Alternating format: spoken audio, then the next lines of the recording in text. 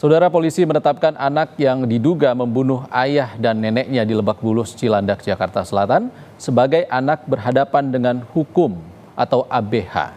Polisi telah melibatkan tim psikologi forensik guna mendalami kondisi kejiwaan. Polisi terus mendalami motif anak yang diduga membunuh ayah dan neneknya di Cilandak, Jakarta Selatan. Sejumlah pemeriksaan dilakukan polisi, termasuk psikologi forensik terhadap pelaku yang masih di bawah umur. Pakar pelindungan anak mengimbau pihak kepolisian melibatkan peran pendamping sosial dan hukum untuk anak berhadapan dengan hukum atau ABH dari proses pendidikan hingga penyidikan. Pada saat anak berkonflik dengan hukum, apalagi dia diduga melakukan tindak pidana, kira-kira begitu, maka tentu harus mendapatkan pendampingan hukum ya. Ini merupakan hak yang dilindungi oleh negara melalui undang-undang, baik Undang-Undang 35/2014 maupun Undang-Undang 11/2012 tentang sistem peradilan pidana. Psikolog forensik Reza Indragiri mengatakan perlu ditelaah faktor-faktor yang memunculkan perilaku jahat dalam diri anak, termasuk bagaimana relasi sosial di lingkungan sekolah maupun keluarga. Kondisi mental anak dan kegiatannya sehari-hari bisa mempengaruhi perilaku anak. Paling tidak ada 5 sistem atau 5 lingkungan yang perlu ditelaah. Mulai dari sistem mikro sampai dengan sistem makro. Saya mencari tahu ada tidak kemungkinan bahwa anak ini memiliki kondisi mental yang khusus sifatnya. Saya juga mencari tahu tentang fantasi kekerasan yang ada pada dia. Bicara fantasi kekerasan, berarti relevan bagi kita untuk mencoba mengidentifikasi apa saja yang dia baca, situs apa saja yang dia kunjungi.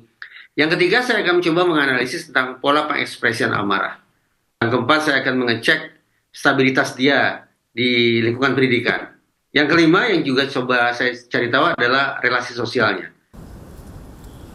Sementara menurut polisi, kondisi ibu pelaku dilaporkan telah membaik dan masih menjalani perawatan di rumah sakit. Namun belum bisa dimintai keterangan terkait kasus ini. Jadi ya sementara masih menunggu hasil psikologi gitu. Karena kan ini anaknya jelas pelaku tunggal ya. Pelaku tunggal, anak di bawah umur. Untuk mengetahui motif itu memang harus didalami dari segi kejiwaan ya dari psikologi forensik. Ya, kalau untuk ibunya nanti kita ambil keterangan, cuman kan tidak mungkin gitu loh dengan kondisi yang sekarang. Tapi tanpa keterangan ibunya pun ya kita sudah bisa sampai detik ini menentukan posisi anak ini sebagai apa. Sebelumnya, polisi juga telah melakukan sejumlah pemeriksaan terhadap pelaku. Dari hasil pemeriksaan laboratorium dan urin, pelaku dinyatakan negatif narkoba. Kini, polisi masih menunggu hasil tes kejiwaan terhadap pelaku. Tim Liputan, Kompas TV. Untuk mengetahui informasi terkini, kita sudah terhubung dengan Kasih Humas Polres Metro Jakarta Selatan, AKP Nurma Dewi. Selamat siang, AKP Nurma. Bu Nurma, status anak berhadapan dengan hukum ini saat ini seperti apa? Siap.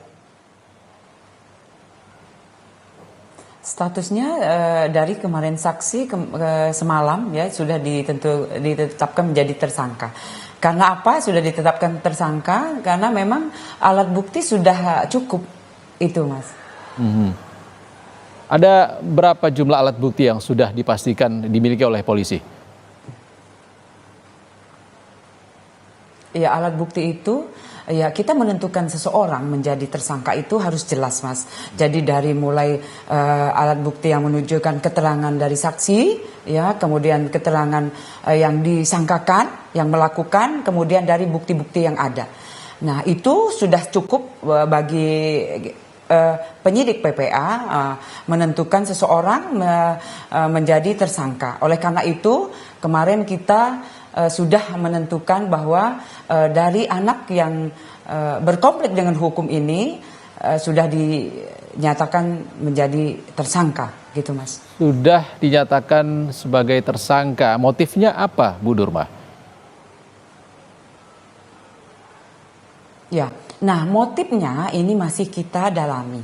karena memang motifnya ini harus jelas ya Mas, karena memang dilakukan oleh seorang anak berumur 14 tahun. 14 tahun kemudian anak SMA kelas 1. Oleh karena itu kita menggali apa-apa saja yang kita bisa dapat keterangan-keterangan mulai dari pihak sekolah. Hari ini pun dari pihak sekolah datang ke Polres Metro Jakarta Selatan.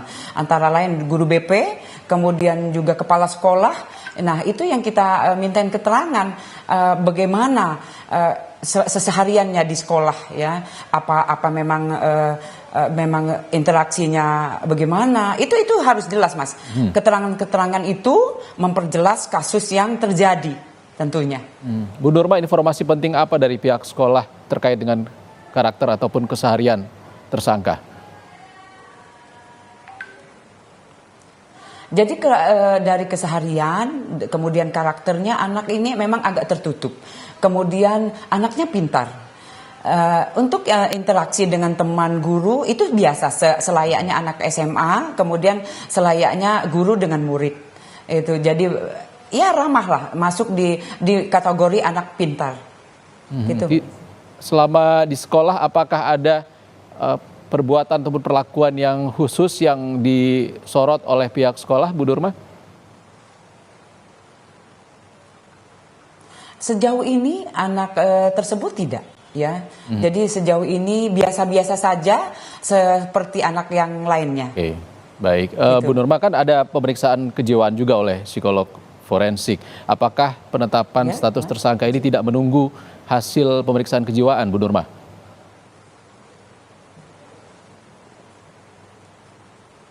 Halo? AKP Nurma, Polres Metro Jakarta Selatan juga melakukan pemeriksaan psikologi forensik terhadap korban. Apakah penetapan tersangka ini tidak menunggu hasil dari pemeriksaan psikologi forensik? Halo? Oke. Mohon maaf, kami sambungan dengan AKP Nurma, Kasih Humas Polres Metro Jakarta Selatan terputus. Hingga saat ini Polres Metro Jakarta Selatan sudah menetapkan anak berhadapan dengan hukum sebagai tersangka kasus pembunuhan di Cilandak, Jakarta Selatan.